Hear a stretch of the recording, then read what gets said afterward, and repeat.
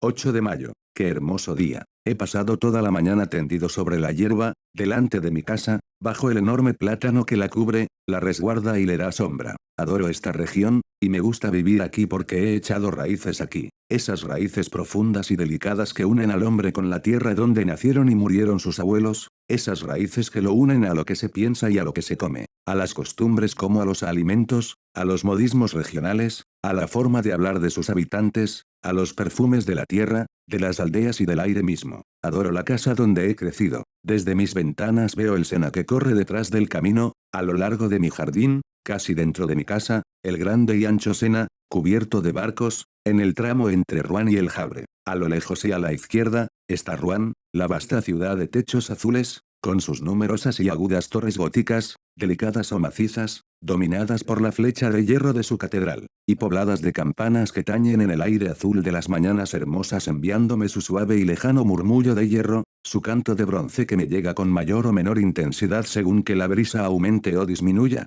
¡Qué hermosa mañana! A eso de las 11 pasó frente a mi ventana un largo convoy de navíos arrastrados por un remolcador grande como una mosca, que jadeaba de fatiga lanzando por su chimenea un humo espeso. Después, pasaron dos goletas inglesas, cuyas rojas banderas flameaban sobre el fondo del cielo, y un soberbio bergantín brasileño, blanco y admirablemente limpio y reluciente. Saludé su paso sin saber por qué, pues sentí placer al contemplarlo. 11 de mayo. Tengo algo de fiebre desde hace algunos días. Me siento dolorido o más bien triste. ¿De dónde vienen esas misteriosas influencias que transforman nuestro bienestar en desaliento y nuestra confianza en angustia? Diríase que el aire invisible, está poblado de lo desconocido, de poderes cuya misteriosa proximidad experimentamos. Porque al despertar me siento una gran alegría y ganas de cantar, y luego, sorpresivamente, después de dar un corto paseo por la costa, regreso desolado como si me esperase una desgracia en mi casa. Tal vez una ráfaga fría al rozarme la piel me ha alterado los nervios y ensombrecido el alma. ¿Acaso la forma de las nubes o el color tan variable del día o de las cosas me ha perturbado el pensamiento al pasar por mis ojos? ¿Quién puede saberlo? Todo lo que nos rodea, lo que vemos sin mirar, lo que rozamos inconscientemente, lo que tocamos sin palpar y lo que encontramos sin reparar en ello, tiene efectos rápidos, sorprendentes e inexplicables sobre nosotros, sobre nuestros órganos y, por consiguiente, sobre nuestros pensamientos y nuestro corazón. Cuán profundo es el misterio de lo invisible. No podemos explorarlo con nuestros mediocres sentidos, con nuestros ojos que no pueden percibir lo muy grande ni lo muy pequeño, lo muy próximo ni lo muy lejano, los habitantes de una estrella ni los de una gota de agua, con nuestros oídos que nos engañan, transformando las vibraciones del aire en ondas sonoras, como si fueran hadas que convierten milagrosamente en sonido ese movimiento, y que mediante esa metamorfosis hacen surgir la música que transforma en canto la muda agitación de la naturaleza, con nuestro olfato, más débil que el del perro, con nuestro sentido del gusto, que apenas puede distinguir la edad de un vino. ¿Cuántas cosas descubriríamos a nuestro alrededor si tuviéramos otros órganos que realizaran para nosotros otros milagros? 16 de mayo. Decididamente, estoy enfermo. Y pensar que estaba tan bien el mes pasado. Tengo fiebre, una fiebre atroz, o, mejor dicho, una nerviosidad febril que afecta por igual el alma y el cuerpo. Tengo continuamente la angustiosa sensación de un peligro que me amenaza, la aprensión de una desgracia inminente o de la muerte que se aproxima. El presentimiento suscitado por el comienzo de un mal aún desconocido que germina en la carne y en la sangre. 18 de mayo. Acabo de consultar al médico pues ya no podía dormir. Me ha encontrado el pulso acelerado, los ojos inflamados y los nervios alterados, pero ningún síntoma alarmante. Debo darme duchas y tomar bromuro de potasio. 25 de mayo. No siento ninguna mejoría. Mi estado es realmente extraño. Cuando se aproxima la noche, me invade una inexplicable inquietud, como si la noche ocultase una terrible amenaza para mí. Ceno rápidamente y luego trato de leer, pero no comprendo las palabras y apenas distingo las letras. Camino entonces de un extremo a otro de la sala sintiendo la opresión de un temor confuso e irresistible, el temor de dormir y el temor de la cama. A las 10 subo a la habitación. En cuanto entro, doy 2 vueltas a la llave y corro los cerrojos. Tengo miedo. ¿De qué? Hasta ahora nunca sentía temor por nada. Abro mis armarios, miro debajo de la cama, escucho. ¿Qué? ¿Acaso puede sorprender que un malestar, un trastorno de la circulación, y tal vez una ligera congestión, una pequeña perturbación del funcionamiento tan imperfecto y delicado de nuestra máquina viviente, convierta en un melancólico al más alegre de los hombres y en un cobarde al más valiente. Luego me acuesto y espero el sueño como si esperase al verdugo. Espero su llegada con espanto, mi corazón late intensamente y mis piernas se estremecen, todo mi cuerpo tiembla en medio del calor de la cama hasta el momento en que caigo bruscamente en el sueño como si me ahogara en un abismo de agua estancada. Ya no siento llegar como antes a ese sueño pérfido, oculto cerca de mí, que me acecha, se apodera de mi cabeza, me cierra los ojos y me aniquila. Duermo durante 2 o 3 horas, y luego no es un sueño sino una pesadilla lo que se apodera de mí. Sé perfectamente que estoy acostado y que duermo, lo comprendo y lo sé, y siento también que alguien se aproxima, me mira, me toca, sube sobre la cama, se arrodilla sobre mi pecho y tomando mi cuello entre sus manos aprieta y aprieta, con todas sus fuerzas para estrangularme. Trato de defenderme, impedido por esa impotencia atroz que nos paraliza en los sueños, quiero gritar y no puedo, trato de moverme y no puedo, con angustiosos esfuerzos y jadeante, trato de liberarme, de rechazar ese ser que me aplasta y me asfixia. Pero no puedo, y de pronto, me despierto enloquecido y cubierto de sudor. Enciendo una bujía. Estoy solo. Después de esa crisis, que se repite todas las noches, duermo por fin tranquilamente hasta el amanecer 2 de junio. Mi estado se ha agravado. ¿Qué es lo que tengo? El bromuro y las duchas no me producen ningún efecto. Para fatigarme más, a pesar de que ya me sentía cansado, fui a dar un paseo por el bosque de Roumare. En un principio me pareció que el aire suave, ligero y fresco, lleno de aromas de hierbas y hojas, vertía una sangre nueva en mis venas y nuevas energías en mi corazón. Caminé por una gran avenida de caza y después por una estrecha alameda, entre 2 filas de árboles desmesuradamente altos que formaban un techo verde y espeso, casi negro, entre el cielo y yo.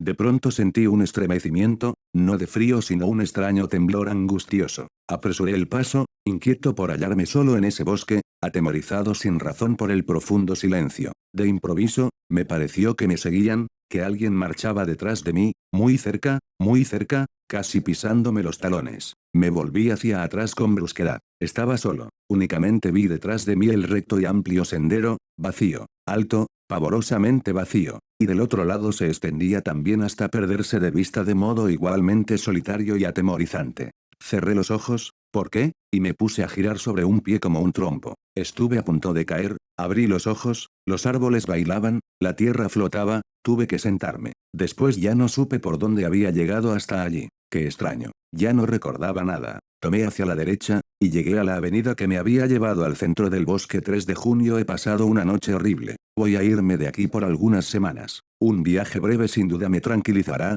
2 de julio. Regreso restablecido. El viaje ha sido delicioso. Visité el monte Saint-Michel, que no conocía. Qué hermosa visión se tiene al llegar a Avranches, como llegué yo al caer la tarde. La ciudad se halla sobre una colina. Cuando me llevaron al jardín botánico, situado en un extremo de la población, no pude evitar un grito de admiración. Una extensa bahía se extendía ante mis ojos hasta el horizonte, entre 2 costas lejanas que se esfumaban en medio de la bruma, y en el centro de esa inmensa bahía, bajo un dorado cielo despejado, se elevaba un monte extraño, sombrío y puntiagudo en las arenas de la playa. El sol acababa de ocultarse, y en el horizonte aún rojizo se recortaba el perfil de ese fantástico acantilado que lleva en su cima un fantástico monumento. Al amanecer me dirigí hacia allí. El mar estaba bajo como la tarde anterior y a medida que me acercaba veía elevarse gradualmente a la sorprendente abadía. Luego de varias horas de marcha, llegué al enorme bloque de piedra en cuya cima se halla la pequeña población dominada por la gran iglesia.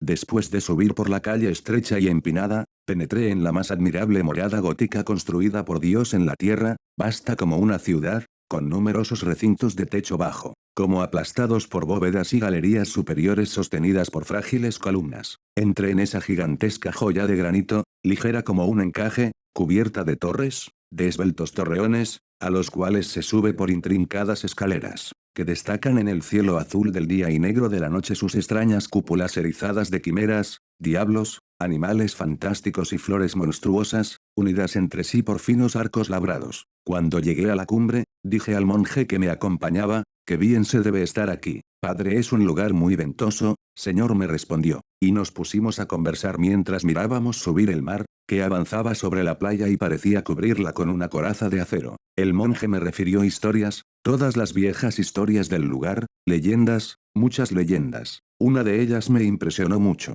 Los nacidos en el monte aseguran que de noche se oyen voces en la playa y después se perciben los balidos de dos cabras, una de voz fuerte y la otra de voz débil. Los incrédulos afirman que son los graznidos de las aves marinas que se asemejan a balidos o a quejas humanas, pero los pescadores rezagados juran haber encontrado merodeando por las dunas, entre dos mareas y alrededor de la pequeña población tan alejada del mundo, a un viejo pastor cuya cabeza nunca pudieron ver por llevarla cubierta con su capa, y delante de él marchan un macho cabrío con rostro de hombre y una cabra con rostro de mujer, ambos tienen largos cabellos blancos y hablan sin cesar, discuten en una lengua desconocida, interrumpiéndose de pronto para vagar con todas sus fuerzas. ¿Cree usted en eso?, pregunté al monje. No se me contestó. Yo proseguí: si existieran en la tierra otros seres diferentes de nosotros, los conoceríamos desde hace mucho tiempo. ¿Cómo es posible que no los hayamos visto usted ni yo? ¿Acaso vemos?, me respondió, la 100.000ª parte de lo que existe. Observe por ejemplo el viento,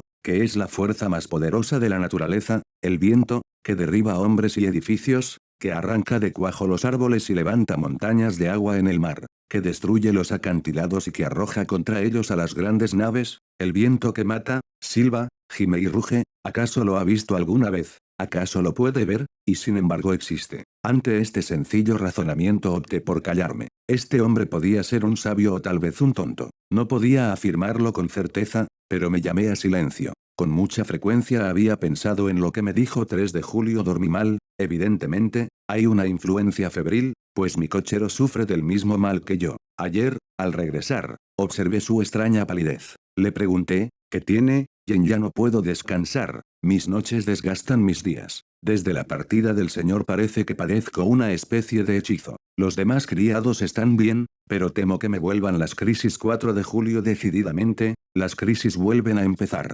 Vuelvo a tener las mismas pesadillas. Anoche sentí que alguien se inclinaba sobre mí y con su boca sobre la mía, bebía mi vida. Sí, la bebía con la misma avidez que una sanguijuela. Luego se incorporó saciado, y yo me desperté tan extenuado y aniquilado, que apenas podía moverme. Si eso se prolonga durante algunos días volveré a ausentarme. 5 de julio He perdido la razón. Lo que pasó, lo que vi anoche, es tan extraño que cuando pienso en ello pierdo la cabeza. Había cerrado la puerta con llave, como todas las noches, y luego sentí sed, bebí medio vaso de agua y observé distraídamente que la botella estaba llena. Me acosté enseguida y caí en uno de mis espantosos sueños del cual pude salir cerca de 2 horas después con una sacudida más horrible aún. Imagínense ustedes un hombre que es asesinado mientras duerme, que despierta con un cuchillo clavado en el pecho, jadeante y cubierto de sangre, que no puede respirar y que muere sin comprender lo que ha sucedido. Después de recobrar la razón, sentí nuevamente sed, encendí una bujía y me dirigí hacia la mesa donde había dejado la botella.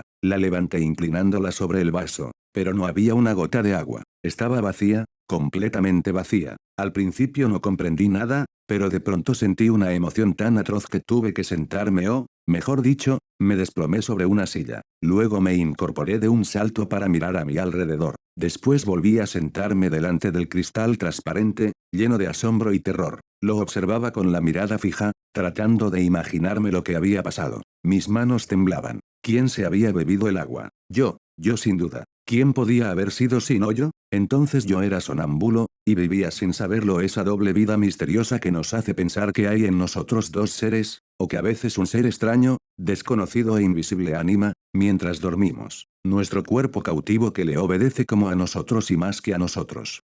¿Quién podrá comprender mi abominable angustia? ¿Quién podrá comprender la emoción de un hombre mentalmente sano, perfectamente despierto y en uso de razón al contemplar espantado una botella que se ha vaciado mientras dormía? Y así permanecí hasta el amanecer sin atreverme a volver a la cama. 6 de julio Pierdo la razón. Anoche también bebieron el agua de la botella, o tal vez la bebí yo. 10 de julio Acabo de hacer sorprendentes comprobaciones. Decididamente estoy loco. Y sin embargo, el 6 de julio, antes de acostarme puse sobre la mesa vino, leche, agua, pan y fresas. Han bebido o he bebido toda el agua y un poco de leche. No han tocado el vino, ni el pan ni las fresas. El 7 de julio he repetido la prueba con idénticos resultados. El 8 de julio suprimí el agua y la leche, y no han tocado nada. Por último, el 9 de julio puse sobre la mesa solamente el agua y la leche, teniendo especial cuidado de envolver las botellas con lienzos de muselina blanca y de atar los tapones. Luego me froté con grafito los labios, la barba y las manos y me acosté.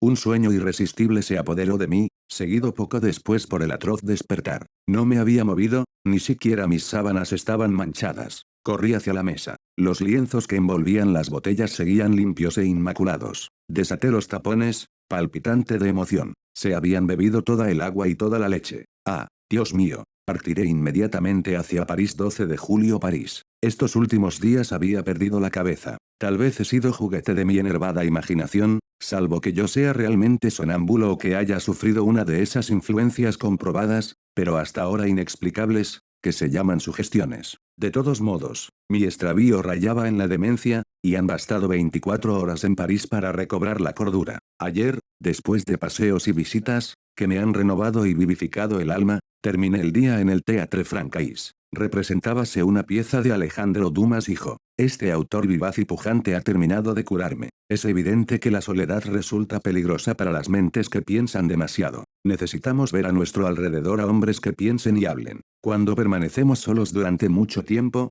poblamos de fantasmas el vacío. Regresé muy contento al hotel, caminando por el centro. Al codearme con la multitud, pensé, no sin ironía, en mis terrores y suposiciones de la semana pasada, pues creí que un ser invisible vivía bajo mi techo. Cuán débil es nuestra razón y cuán rápidamente se extravía cuando nos estremece un hecho incomprensible. En lugar de concluir con estas simples palabras, yo no comprendo por qué no puedo explicarme las causas, nos imaginamos enseguida impresionantes misterios y poderes sobrenaturales. 14 de julio, fiesta de la República. He paseado por las calles. Los cohetes y banderas me divirtieron como a un niño. Sin embargo, me parece una tontería ponerse contento un día determinado por decreto del gobierno. El pueblo es un rebaño de imbéciles, a veces tonto y paciente, y otras, feroz y rebelde. Se le dice, diviértete, y se divierte. Se le dice, ve a combatir con tu vecino, y va a combatir. Se le dice, vota por el emperador, y vota por el emperador.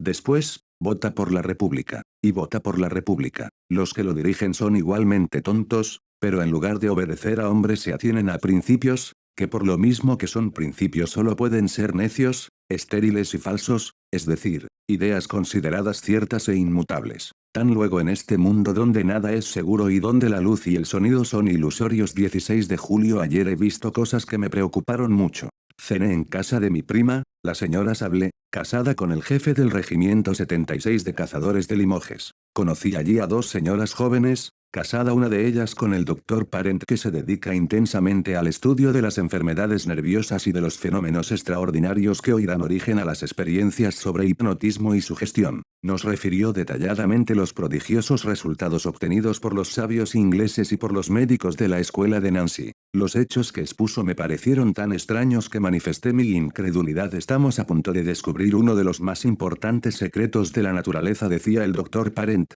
es decir, uno de sus más importantes secretos aquí en la Tierra, puesto que hay evidentemente otros secretos importantes en las estrellas. Desde que el hombre piensa, desde que aprendió a expresar y a escribir su pensamiento, se siente tocado por un misterio impenetrable para sus sentidos groseros e imperfectos, y trata de suplir la impotencia de dichos sentidos mediante el esfuerzo de su inteligencia. Cuando la inteligencia permanecía aún en un estado rudimentario, la obsesión de los fenómenos invisibles adquiría formas comúnmente terroríficas. De ahí las creencias populares en lo sobrenatural, las leyendas de las almas en pena, las hadas, los gnomos y los aparecidos. Me atrevería a mencionar incluso la leyenda de Dios, pues nuestras concepciones del artífice creador de cualquier religión son las invenciones más mediocres, estúpidas e inaceptables que pueden salir de la mente atemorizada de los hombres. Nada es más cierto que este pensamiento de Voltaire: Dios ha hecho al hombre a su imagen y semejanza, pero el hombre también ha procedido así con él.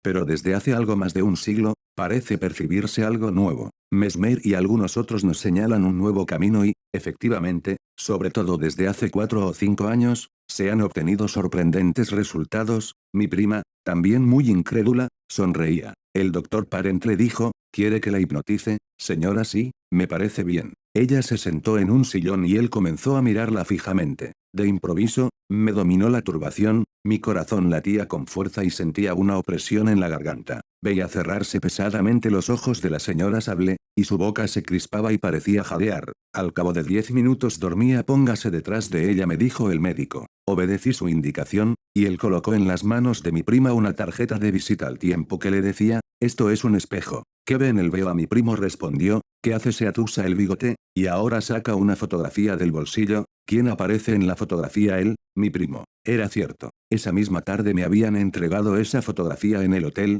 como aparece en ese retrato se halla de pie, con el sombrero en la mano. Evidentemente, veía en esa tarjeta de cartulina lo que hubiera visto en un espejo. Las damas decían espantadas, comillas, basta, basta, por favor, pero el médico ordenó, usted se levantará mañana a las 8, luego irá a ver a su primo al hotel donde se aloja, y le pedirá que le preste los 5.000 francos que le pide su esposo y que le reclamará cuando regrese de su próximo viaje. Luego la despertó. Mientras regresaba al hotel pensé en esa curiosa sesión y me asaltaron dudas, no sobre la insospechable, la total buena fe de mi prima a quien conocía desde la infancia como a una hermana, sino sobre la seriedad del médico. No escondería en su mano un espejo que mostraba a la joven dormida, al mismo tiempo que la tarjeta. Los prestidigitadores profesionales hacen cosas semejantes. No bien regresé, me acosté, pero a las 8:30 de la mañana me despertó mi sirviente y me dijo, la señora Sable quiere hablar inmediatamente con el señor. Me vestí deprisa y la hice pasar. Sentóse muy turbada y me dijo sin levantar la mirada ni quitarse el velo, querido primo, tengo que pedirle un gran favor. ¿De qué se trata, prima? Me cuesta mucho decirlo, pero no tengo más remedio. Necesito urgentemente 5.000 francos. ¿Pero cómo? ¿Tan luego usted? Sí, yo, o mejor dicho mi esposo, que me ha encargado conseguirlos. Me quedé tan asombrado que apenas podía balbucear mis respuestas. Pensaba que ella y el doctor Parent se estaba burlando de mí, y que eso podía ser una mera farsa preparada de antemano y representada a la perfección. Pero todas mis dudas se disiparon cuando la observé con atención. Temblaba de angustia. Evidentemente esta gestión le resultaba muy penosa y advertí que apenas podía reprimir el llanto. Sabía que era muy rica y le dije, ¿cómo es posible que su esposo no disponga de 5.000 francos? Reflexioné. ¿Está segura de que le ha encargado pedírmelos a mí? Vaciló durante algunos segundos como si le costara mucho recordar, y luego respondió, sí, sí, estoy segura. ¿Le ha escrito? Vaciló otra vez y volvió a pensar. Advertí el penoso esfuerzo de su mente. No sabía, solo recordaba que debía pedirme ese préstamo para su esposo. Por consiguiente, se decidió a mentir. Sí, me escribió. ¿Cuándo? Ayer no me dijo nada. Recibí su carta esta mañana. ¿Puede enseñármela? No, no contenía cosas íntimas, demasiado personales, y la he quemado, así que su marido tiene deudas. Vaciló una vez más y luego murmuró, no lo sé. Bruscamente le dije, pero en este momento, querida prima, no dispongo de 5.000 francos. Dio una especie de grito de desesperación. ¡Ay, por favor, se lo ruego, trate de conseguirlos! Exaltada, unía sus manos como si se tratara de un ruego. Su voz cambió de tono, lloraba murmurando cosas ininteligibles, molesta y dominada por la orden irresistible que había recibido. ¡Ay, le suplico, si supiera cómo sufro, los necesito para hoy! Sentí piedad por ella. Los tendrá de cualquier manera. Se lo prometo.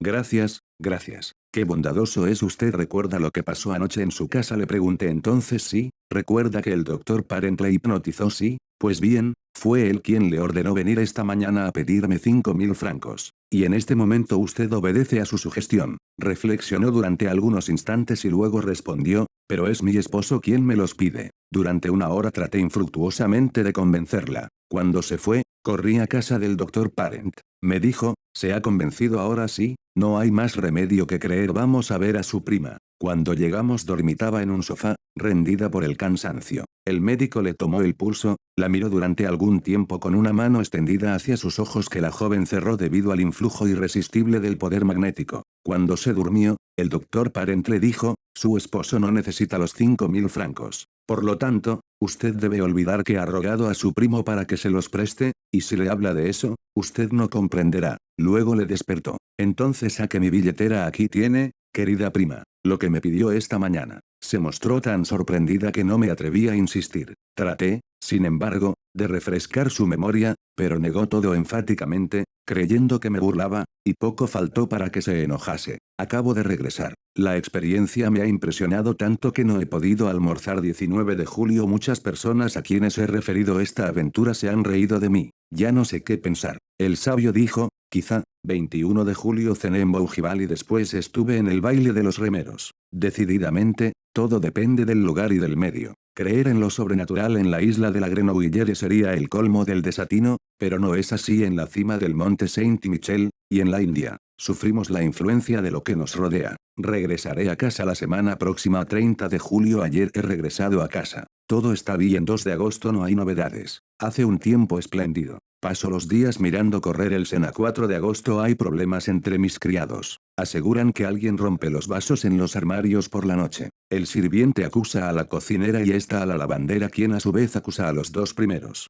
¿Quién es el culpable? El tiempo lo dirá. 6 de agosto. Esta vez no estoy loco. Lo he visto. Lo he visto. Ya no tengo la menor duda. Lo he visto. Aún siento frío hasta en las uñas, el miedo me penetra hasta la médula. Lo he visto. A las 2 de la tarde me paseaba a pleno sol por mi rosedal, caminaba por el sendero de rosales de otoño que comienzan a florecer. Me detuve a observar un hermoso ejemplar de Geant des Batailles, que tenía 3 flores magníficas, y vi entonces con toda claridad cerca de mí que el tallo de una de las rosas se doblaba como movido por una mano invisible, luego, vi que se quebraba como si la misma mano lo cortase. Luego la flor se elevó, siguiendo la curva que habría descrito un brazo al llevarla hacia una boca, y permaneció suspendida en el aire transparente, muy sola e inmóvil, como una pavorosa mancha de 3 pasos de mí. Azorado, me arrojé sobre ella para tomarla, pero no pude hacerlo, había desaparecido. Sentí entonces rabia contra mí mismo, pues no es posible que una persona razonable tenga semejantes alucinaciones. Pero, ¿tratábase realmente de una alucinación? Volví hacia el rosal para buscar el tallo cortado e inmediatamente lo encontré, recién cortado, entre las 2 rosas que permanecían en la rama. Regresé entonces a casa con la mente alterada. En efecto, ahora estoy convencido, seguro como de la alternancia de los días y las noches, de que existe cerca de mí un ser invisible, que se alimenta de leche y agua, que puede tocar las cosas, tomarlas y cambiarlas de lugar, dotado, por consiguiente, de un cuerpo material aunque imperceptible para nuestros sentidos, y que habita en mi casa como yo. 7 de agosto dormí tranquilamente. Se ha bebido el agua de la botella pero no perturbó mi sueño. Me pregunto si estoy loco. Cuando a veces me paseo a pleno sol, a lo largo de la costa, he dudado de mi razón, no son ya dudas inciertas como las que he tenido hasta ahora, sino dudas precisas, absolutas. He visto locos. He conocido algunos que seguían siendo inteligentes, lúcidos y sagaces en todas las cosas de la vida menos en un punto. Hablaban de todo con claridad, facilidad y profundidad, pero de pronto su pensamiento chocaba contra el escollo de la locura y se hacía pedazos, volaba en fragmentos y se hundía en ese océano siniestro y furioso, lleno de olas fragorosas, brumosas y borrascosas que se llama demencia. Ciertamente, estaría convencido de mi locura, si no tuviera perfecta conciencia de mi estado, al examinarlo con toda lucidez. En suma, yo solo sería un alucinado que razona. Se habría producido en mi mente uno de esos trastornos que hoy tratan de estudiar y precisar los fisiólogos modernos, y dicho trastorno habría provocado en mí una profunda ruptura en lo referente al orden y a la lógica de las ideas. Fenómenos semejantes se producen en el sueño, que nos muestra las fantasmagorías más inverosímiles sin que ello nos sorprenda, porque mientras duerme el aparato verificador, el sentido del control, la facultad imaginativa vigila y trabaja. ¿Acaso ha dejado de funcionar en mí una de las imperceptibles teclas del teclado cerebral? Hay hombres que a raíz de accidentes pierden la memoria de los nombres propios, de las cifras o solamente de las fechas. Hoy se ha comprobado la localización de todas las partes del pensamiento. No puede sorprender entonces que en este momento se haya disminuido mi facultad de controlar la irrealidad de ciertas alucinaciones. Pensaba en todo ello mientras caminaba por la orilla del río. El sol iluminaba el agua, sus rayos embellecían la tierra y llenaban mis ojos de amor por la vida, por las golondrinas cuya agilidad constituye para mí un motivo de alegría, por las hierbas de la orilla cuyo estremecimiento es un placer para mis oídos. Sin embargo, paulatinamente me invadía un malestar inexplicable. Me parecía que una fuerza desconocida me detenía, me paralizaba, impidiéndome avanzar, y que trataba de hacerme volver atrás. Sentí ese doloroso deseo de volver que nos oprime cuando hemos dejado en nuestra casa a un enfermo querido y presentimos una agravación del mal. Regresé entonces, a pesar mío, convencido de que encontraría en casa una mala noticia, una carta o un telegrama. Nada de eso había, y me quedé más sorprendido e inquieto aún que si hubiese tenido una nueva visión fantástica. 8 de agosto pasé una noche horrible. Él no ha aparecido más, pero lo siento cerca de mí. Me espía, me mira, se introduce en mí y me domina. Así me resulta más temible, pues al ocultarse de este modo parece manifestar su presencia invisible y constante mediante fenómenos sobrenaturales. Sin embargo he podido dormir. 9 de agosto nada ha sucedido pero tengo miedo. 10 de agosto nada, ¿qué sucederá mañana? 11 de agosto nada, Siempre nada, no puedo quedarme aquí con este miedo y estos pensamientos que dominan mi mente. Me voy 10 de agosto de la noche. Durante todo el día he tratado de partir, pero no he podido. He intentado realizar ese acto tan fácil y sencillo: salir, subir en mi coche para dirigirme a Rouen, y no he podido. Porque 13 de agosto, cuando nos atacan ciertas enfermedades, nuestros mecanismos físicos parecen fallar. Sentimos que nos faltan las energías y que todos nuestros músculos se relajan, los huesos parecen tan blandos como la carne y la carne tan líquida como el agua. Todo eso repercute en mi espíritu de manera extraña y desoladora. Carezco de fuerzas y de valor, no puedo dominarme y ni siquiera puedo hacer intervenir mi voluntad.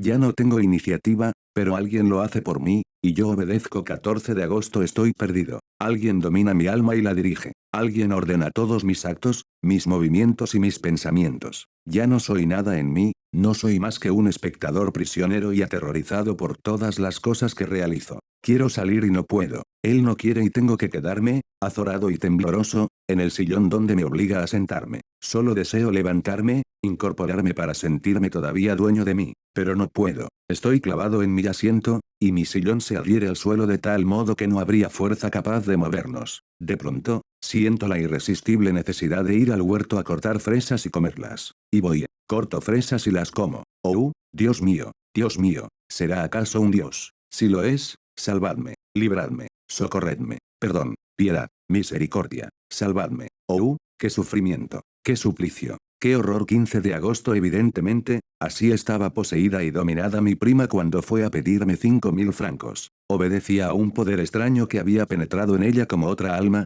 como un alma parásita y dominadora. ¿Es acaso el fin del mundo? Pero, ¿quién es el ser invisible que me domina? ¿Quién es ese desconocido, ese merodeador de una raza sobrenatural? Por consiguiente, los invisibles existen. Pero ¿cómo es posible que aún no se hayan manifestado desde el origen del mundo en una forma tan evidente como se manifiestan en mí? Nunca leí nada que se asemejara a lo que ha sucedido en mi casa. Si pudiera abandonarla, irme, huir y no regresar más, me salvaría, pero no puedo. 16 de agosto. Hoy pude escaparme durante 2 horas, como un preso que encuentra casualmente abierta la puerta de su calabozo. De pronto, sentí que yo estaba libre y que él se hallaba lejos. Ordené uncir los caballos rápidamente y me dirigí a Rouen. Qué alegría poder decirle a un hombre que obedece, comillas. Vamos a Rouen. Hice detener la marcha frente a la biblioteca donde solicité en préstamo el gran tratado del Dr. Hermann Herestauss sobre los habitantes desconocidos del mundo antiguo y moderno. Después, cuando me disponía a subir a mi coche, quise decir,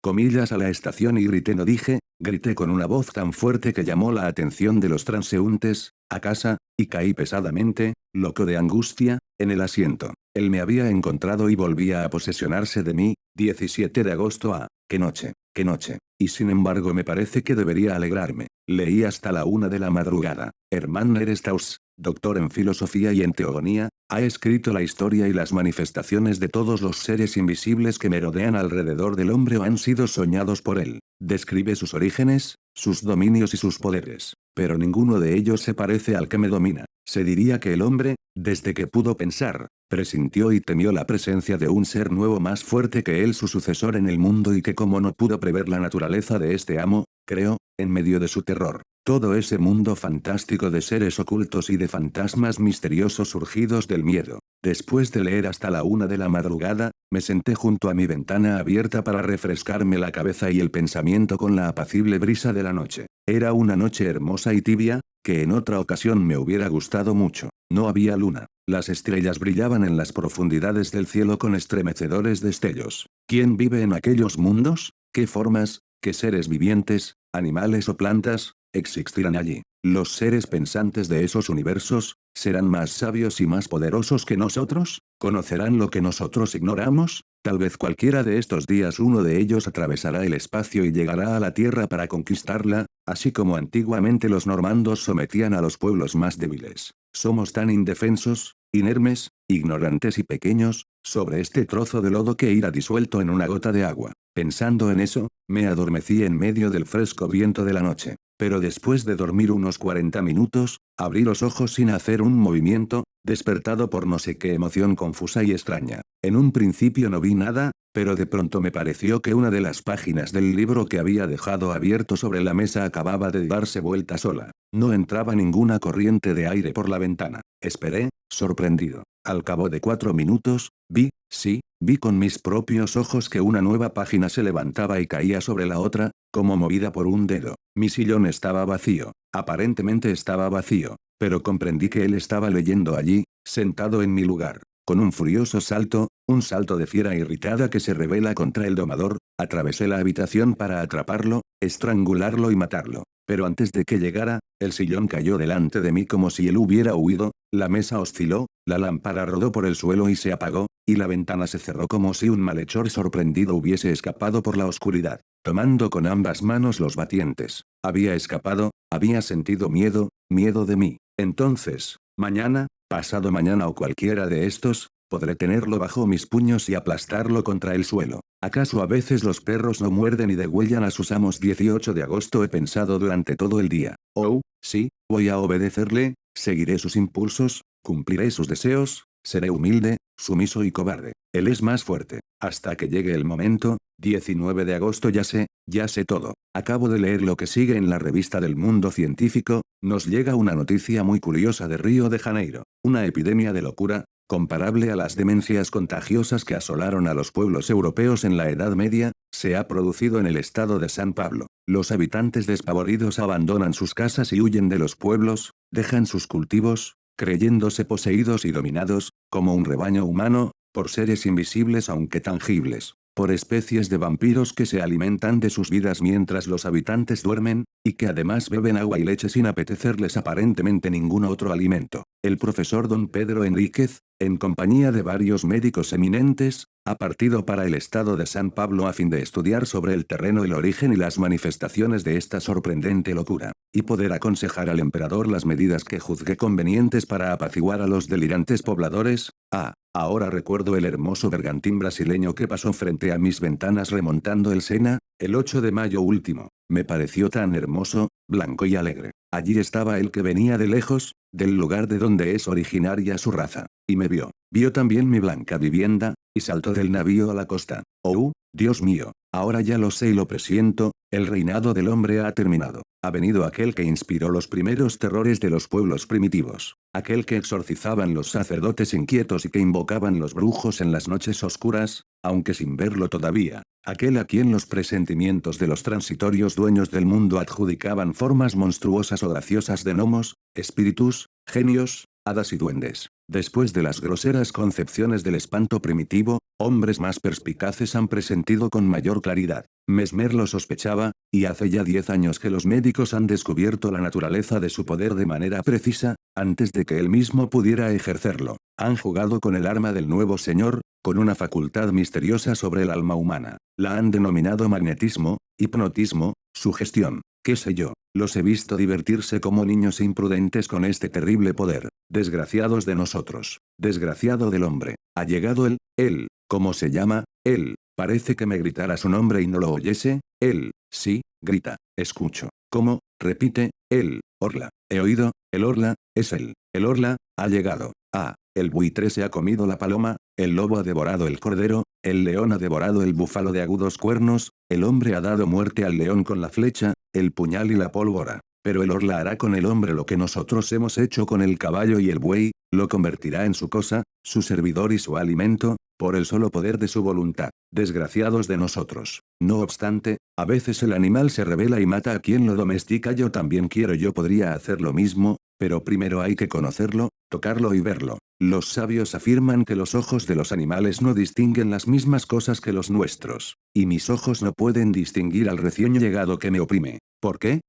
Recuerdo ahora las palabras del monje del monte Saint-Michel, comillas, ¿acaso vemos la 100.000ª parte de lo que existe? Observe, por ejemplo, el viento que es la fuerza más poderosa de la naturaleza, el viento que derriba hombres y edificios, que arranca de cuajo los árboles, y levanta montañas de agua en el mar, que destruye los acantilados y arroja contra ellos a las grandes naves, el viento, que silba, gime y ruge. ¿Acaso lo ha visto usted alguna vez? ¿Acaso puede verlo? Y sin embargo existe. Y yo seguía pensando, mis ojos son tan débiles e imperfectos que ni siquiera distinguen los cuerpos sólidos cuando son transparentes como el vidrio. Si un espejo sin azogue obstruye mi camino, chocaré contra él como el pájaro que penetra en una habitación y se rompe la cabeza contra los vidrios. Por lo demás, Mil cosas nos engañan y desorientan. No puede extrañar entonces que el hombre no sepa percibir un cuerpo nuevo que atraviesa la luz. Un ser nuevo. ¿Por qué no? No podía dejar de venir. ¿Porque nosotros íbamos a ser los últimos? Nosotros no los distinguimos, pero tampoco nos distinguían los seres creados antes que nosotros. Ello se explica por qué su naturaleza es más perfecta,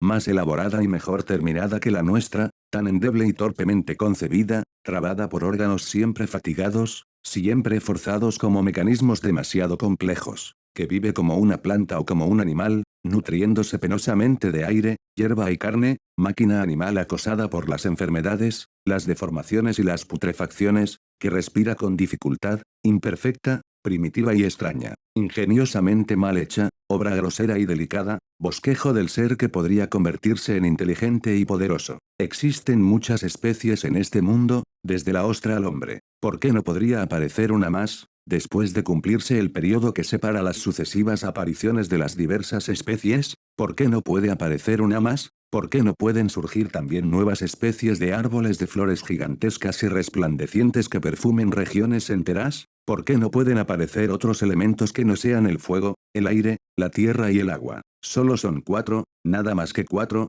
esos padres que alimentan a los seres. ¡Qué lástima! ¿Por qué no serán 40, 400 o 4000? Todo es pobre, mezquino, miserable. Todo se ha dado con avaricia, se ha inventado secamente y se ha hecho con torpeza. Ah, cuánta gracia hay en el elefante y el hipopótamo. Qué elegante es el camello. Se podrá decir que la mariposa es una flor que vuela. Yo sueño con una que sería tan grande como 100 universos, con alas cuya forma, belleza, color y movimiento ni siquiera puedo describir. Pero lo veo, va de estrella a estrella, refrescándolas y perfumándolas con el soplo armonioso y ligero de su vuelo. Y los pueblos que allí habitan la miran pasar, extasiados y maravillados. ¿Qué es lo que tengo? Es el orla que me hechiza, que me hace pensar esas locuras. Está en mí, se convierte en mi alma. Lo mataré 19 de agosto, lo mataré. Lo he visto. Anoche yo estaba sentado a la mesa y simulé escribir con gran atención. Sabía perfectamente que vendría a rondar a mi alrededor, muy cerca, tan cerca que tal vez podría tocarlo y asirlo.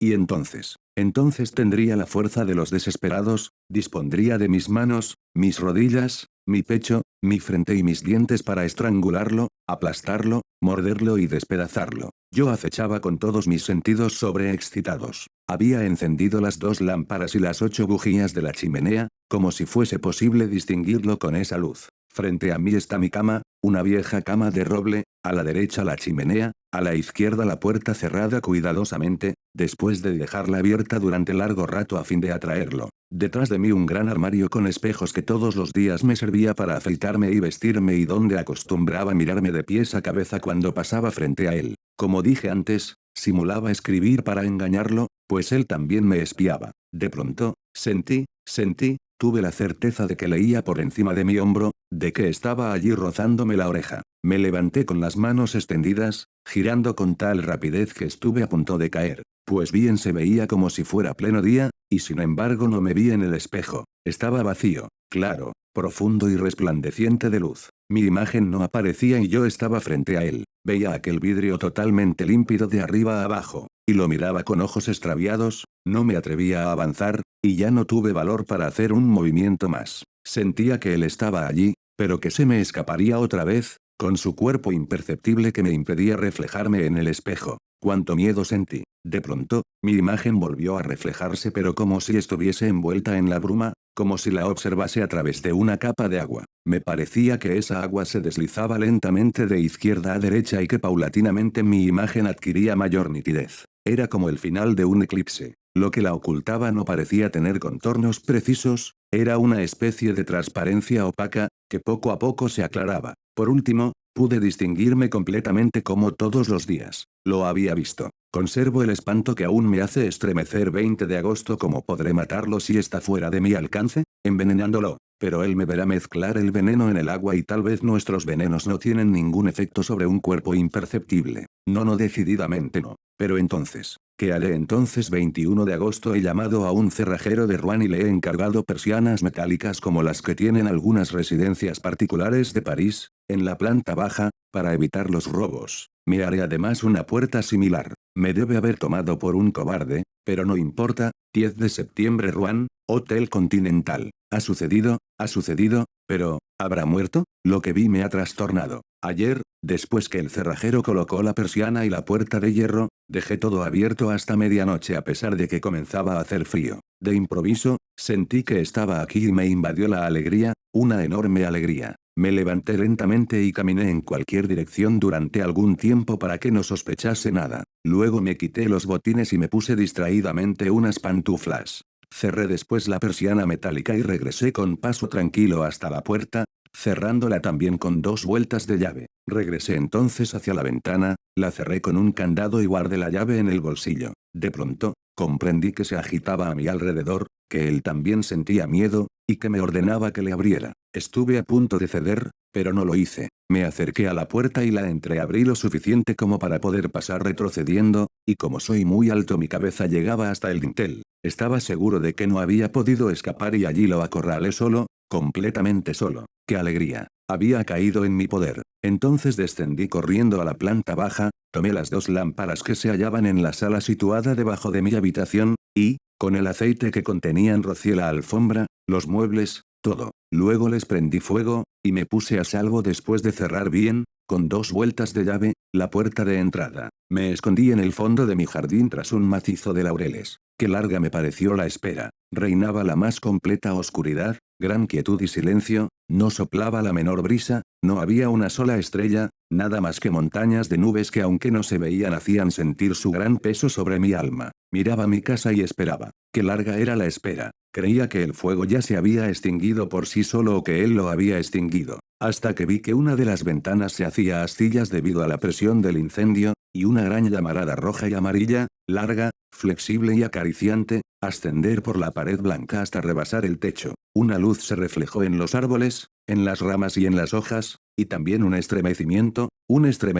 de pánico. Los pájaros se despertaban, un perro comenzó a ladrar, parecía que iba a amanecer. De inmediato, estallaron otras ventanas, y pude ver que toda la planta baja de mi casa ya no era más que un espantoso brasero. Pero se oí un grito en medio de la noche, un grito de mujer horrible, sobreagudo y desgarrador, al tiempo que se abrían las ventanas de 2 buhardillas. Me había olvidado de los criados. Vi sus rostros enloquecidos y sus brazos que se agitaban. Despavorido, eché a correr hacia el pueblo gritando, socorro, socorro, fuego. Fuego. Encontré gente que ya acudía al lugar y regresé con ellos para ver. La casa ya solo era una hoguera horrible y magnífica, una gigantesca hoguera que iluminaba la tierra, una hoguera donde ardían los hombres, y él también. Él, mi prisionero, el nuevo ser, el nuevo amo, el Orla. De pronto el techo entero se derrumbó entre las paredes y un volcán de llamas ascendió hasta el cielo. Veía esa masa de fuego por todas las ventanas abiertas hacia ese enorme horno, y pensaba que él estaría allí, muerto en ese horno. ¿Muerto?